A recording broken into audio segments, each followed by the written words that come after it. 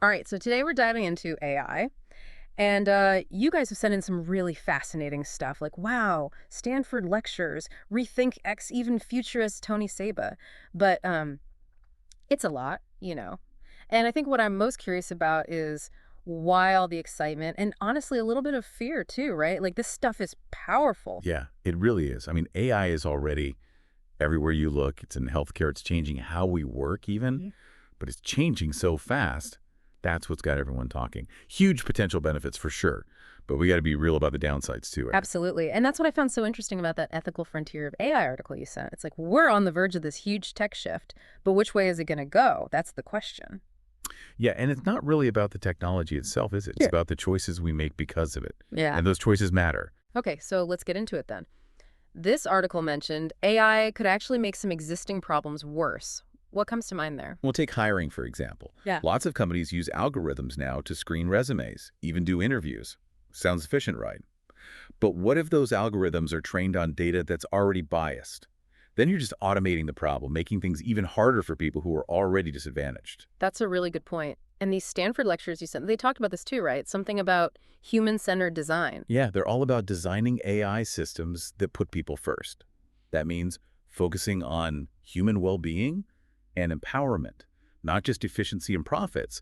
AI should be working for us, not the other way around. So it's more about giving humans better tools than replacing them completely. Exactly. Like imagine AI that analyzes tons of data spots, patterns we might miss, even makes predictions.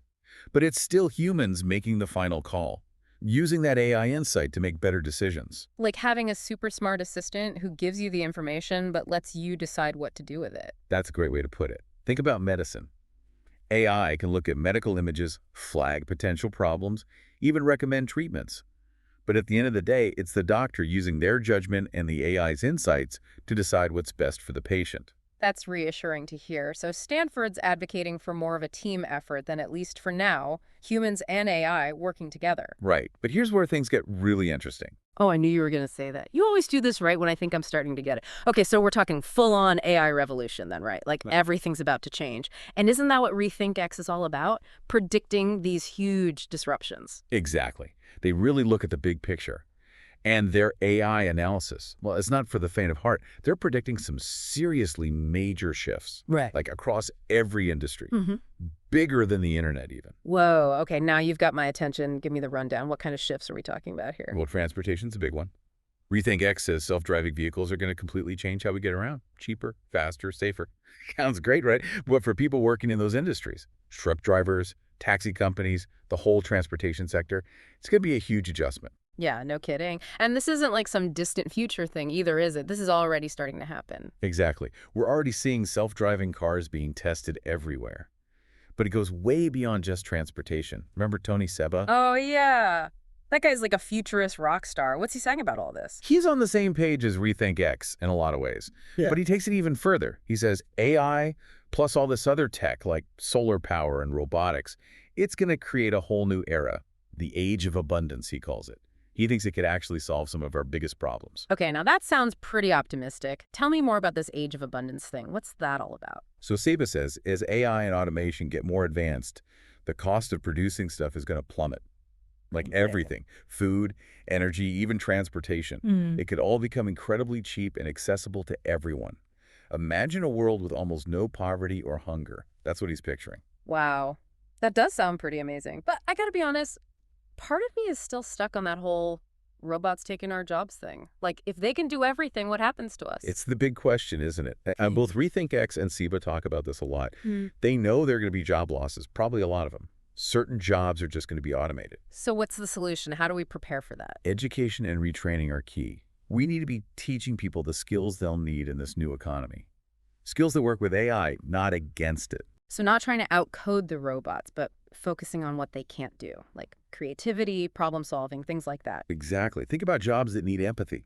Teachers, counselors, artists, musicians, those are things humans will always be better at, even in an AI-driven world. It's kind of scary though, right? Like what happens when the robots are better than us at all the jobs? That's when things start to feel like a Terminator movie. Yeah, I get that. It's a question a lot of people are asking. Yeah. And it's a valid concern. The technology is moving so fast. What happens when AI gets smarter than us? Right. Like, at what point is it not even artificial anymore? When it's making its own decisions, its own goals, maybe even competing with us? It's a big thought, isn't it? And that ethical frontier article you sent, it talked about this. They use the word singularity. Mm. Basically, when AI gets so smart, it's beyond our control. Singularity, huh? I've heard that, but it always seemed kind of sci-fi to me. What does it actually mean, though? Like, practically. Okay, so imagine an AI that can not only learn and adapt like we've been talking about, but it can also design and create even smarter AI. It's like this loop of intelligence getting faster and faster, and we can't keep up. Whoa. Okay, yeah, that's getting a little too sci-fi for my liking now. But I see what you mean. If AI gets that smart, it's not about jobs anymore. It's about who knows. Yeah. Like, we're totally in uncharted territory there. Exactly. And that's why it's so important to be having these conversations now, like right now. Yeah. We need to think about the ethics not just for 5 or 10 years from now, but 50 or 100. So what do we do? How can we even prepare for that when AI might be the one calling the shots? $1 million question. And honestly, I don't have a simple answer for you, but I know one thing. We can't ignore it. We have to be a part of shaping the future of AI, making sure it lines up with what we care about as humans. That's a good point. It's not like we're powerless. We still get to make choices to influence things. Totally. And it starts with knowing what's going on. The more we understand AI, the good and the bad, the better choices we can make.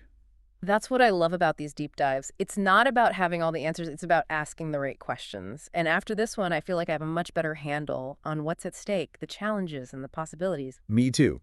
And remember, this is just the beginning of the conversation. There's so much more to explore, so many different angles on this. And that's why I'm so glad you sent over all these amazing resources. So to everyone listening, if you're as fascinated by this stuff as we are, definitely check out those Stanford lectures, the RethinkX reports, and Tony Seba's work. Trust me, you won't regret it. And who knows, maybe you'll be inspired to dive even deeper into AI and help shape the future of it all. Thanks for joining us on this incredible journey.